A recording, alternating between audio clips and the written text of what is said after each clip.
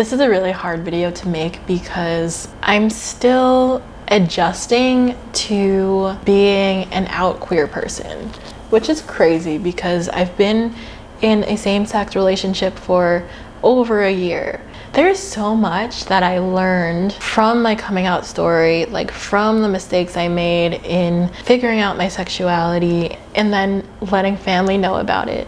But the one thing I want to talk about the most is what nobody tells you about coming out, like how your life changes after coming out, especially if you're more femme presenting like me and people are shocked. We always hear those stories about people who come out and like their family's like, the closet was glass, we knew. People were legit shocked when I told them that I was not straight and that I was like actually in a full-blown relationship with another woman. Like, shocked, I tell you. I wanted to be able to live my life fully and freely and not have to hide a person that I'm with, so I knew I had to. I don't want to be the type of person who's like has a secret girlfriend and we're just roommates. You know what I mean? Like, I wanted to be able to like love the person I'm with fully out loud, so I knew I had to come out. Me and my family are still in the process of like working through the aftermath of coming out, but I will say there are some things that I didn't expect as someone who always presented as straight. Heterosexual relationship privilege is real. No one tells you that you're constantly coming out. Like, it's not like you come out once and you're done. It's like every new person that you meet, you're thinking, is this person safe to come out to? Can I say, oh, my girlfriend, or do I say my partner? Or you can decide that you're just gonna be authentically yourself all the time and just say it regardless of who it is. And then you have to like weigh, do you wanna face the consequences or not? Like in a job interview, if you're interviewing with someone who could potentially be homophobic, coworkers at work, or like even, it's just something. You're always constantly coming out, and people, I wasn't really prepared for that, to always be like this like second consciousness.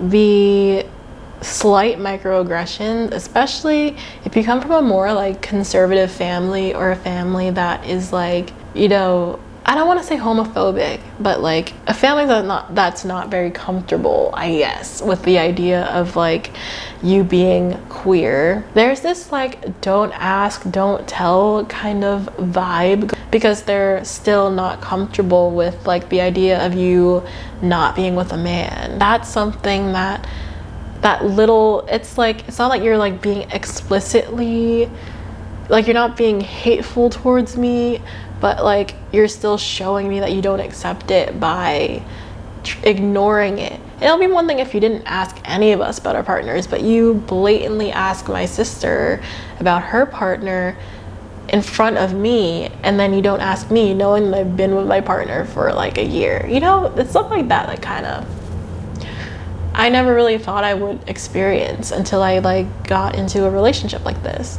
A good thing that happens, I think, in a same-sex relationship is like, I feel like there are no gendered expectations.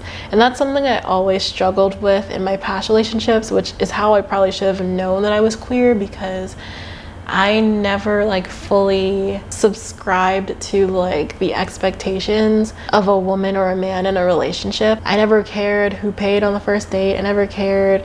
Like always wanted to provide for myself and have my own career and be, which is like fine, but like society really sometimes pressures women, especially Black women, to be more submissive to men and to kind of downplay that side of themselves with the whole femininity side of the internet and all the dating coaches. Like every day it's just like everyone's saying Black women are not feminine enough, blah, blah, blah, all that pressure. I never cared, and I never had a traditional relationship where that was ever a thing for me.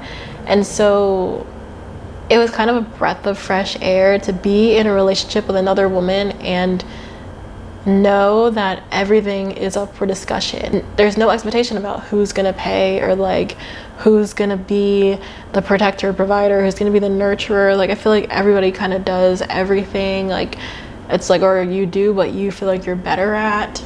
And that feels good to me. I like that partnership. I like that there's no expectations of me because I'm a certain gender, and like if I'm not doing it, I'm not being a woman, right? You know, that took like a lot of pressure off of me. But I think like, yeah, the biggest thing that really is a struggle is like how your relationships and your family kind of shifts. You know, it's a vulnerable time. Like there's always this worry in the back of your mind, like, is my grandma looking at me differently? Is my dad looking at me differently? Is my mom looking at me differently? Like, it's very vulnerable.